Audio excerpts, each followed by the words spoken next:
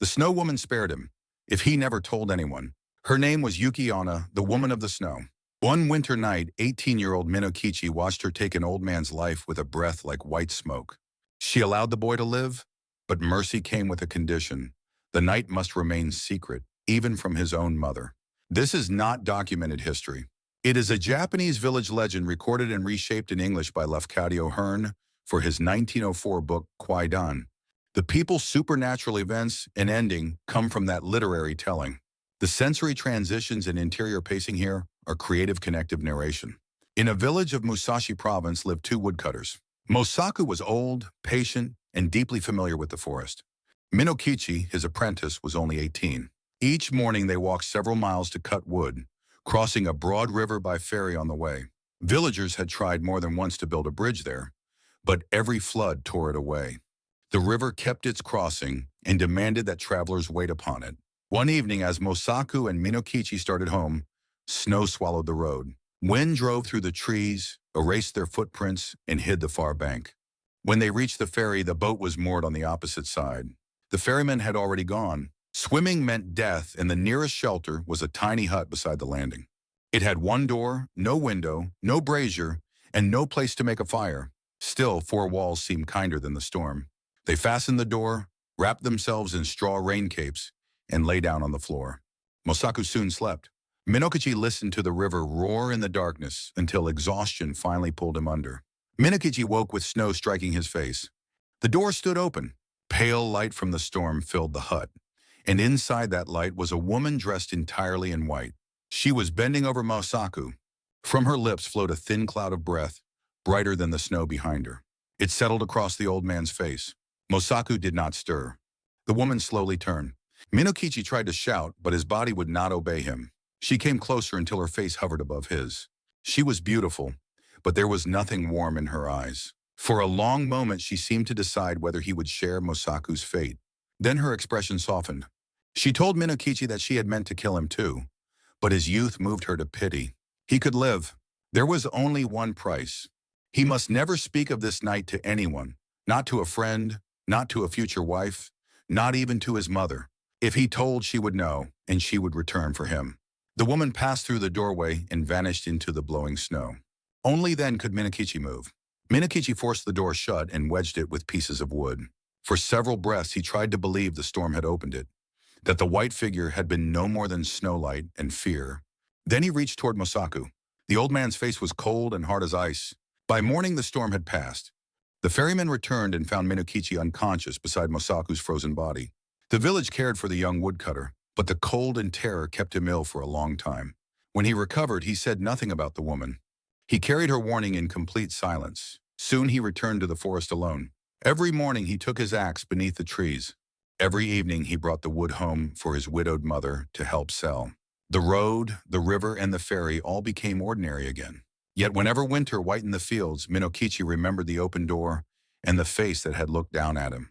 He had survived because the snow woman chose mercy. He also knew that mercy could be withdrawn. In the winter of the following year, Minokichi was walking home when he overtook a young woman on the road. She was tall and slender, with long black hair and a face unusually fair against the snow. Her voice was gentle, and she said her name was O-Yuki. She told him that both her parents had died and that she was traveling toward Yedo, hoping distant relatives might help her find work. Minokichi offered to walk beside her. Their conversation came easily. He learned that she was not promised to anyone. She learned that he lived with his widowed mother and had not thought seriously of marriage. By the time the village roofs appeared, neither wanted the walk to end. Minokichi invited O-Yuki to rest at his home before continuing her journey. His mother welcomed the stranger with a warm meal. O-Yuki was so considerate, so quiet, and so naturally kind that the older woman urged her to stay another day. One day became many. O-Yuki never continued to Yedo. In time, she became Minokichi's wife. The years that followed seemed to place the ferryman's hut in another life. O-Yuki cared for Minokichi's mother with such devotion that when the older woman died about 5 years later, her final words praised the daughter-in-law who had entered their home from a winter road. Minokichi and O-Yuki raised 10 children, boys and girls, all healthy and strikingly fair. The small house that had once held only a widow and her son filled with voices, meals, work, arguments, and sleep. Minokichi grew older beneath the sun and wind. Lines slowly appeared on the faces of other village women. O-Yuki did not change. Even after 10 children, she looked as young as she had on the evening Minokichi first met her. The villagers called it remarkable good fortune.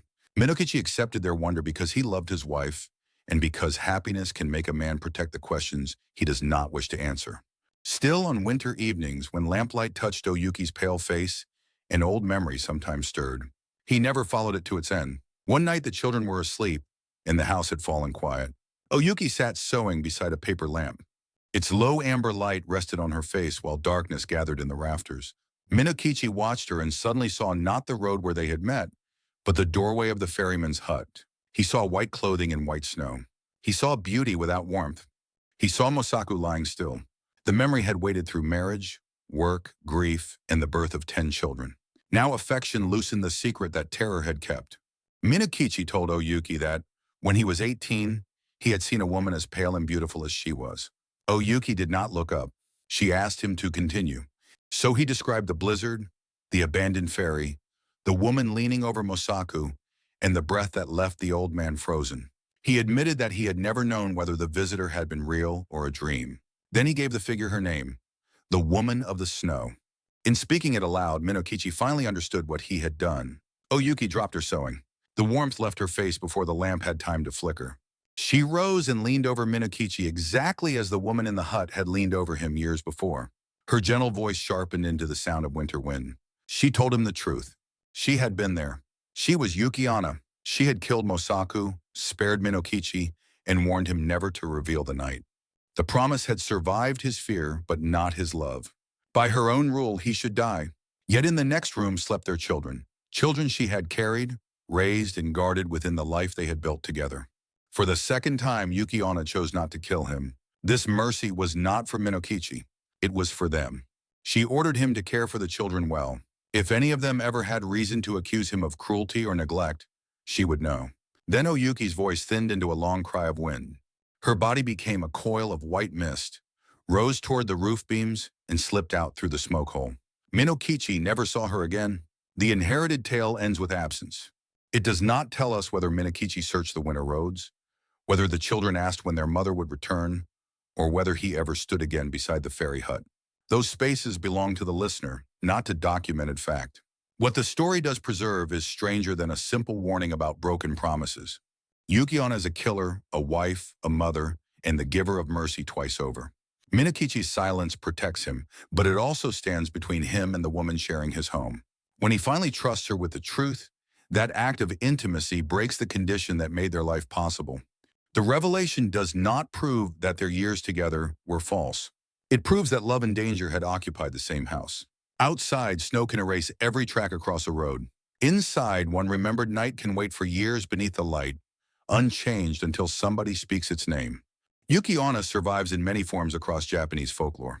This telling follows the version Lafcadio Hearn published in Kwaidan after describing it as a village legend told to him by a farmer from the Musashi region. It is inherited tale and literary retelling, not a historical record. If you want another old story told slowly and in full, subscribe to Nightfall Tales. Dim the lights and return after nightfall.